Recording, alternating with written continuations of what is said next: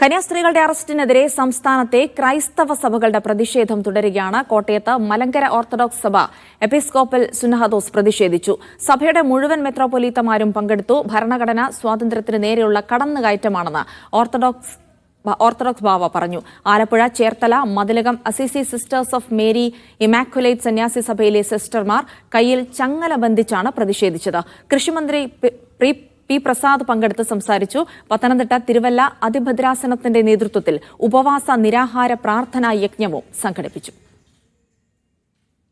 Indian constitution 25-ാം വകുപ്പ് അനുസരിച്ച് ഏത് മതത്തിൽ വിശ്വസിക്കുന്നതിനും മത ആചാരങ്ങൾ നിർവഹിക്കുന്നതിനും മതം പ്രചരിപ്പിക്കുന്നതിനും ഉള്ള സ്വാതന്ത്ര്യത്തിന് നേരെയുള്ള കടന്നുകയറ്റമാണിത്.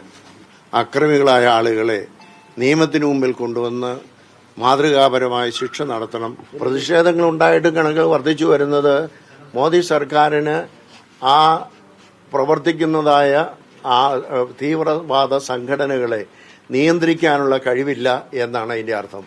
ഇതിന് ഇൻഡയറക്റ്റ് ആയിട്ട് മോദി സർക്കാരിന്റെ ഒരു പിന്തുണ ഉണ്ടോ എന്ന് പോലും ഞങ്ങൾ സംശയിക്കുന്നു.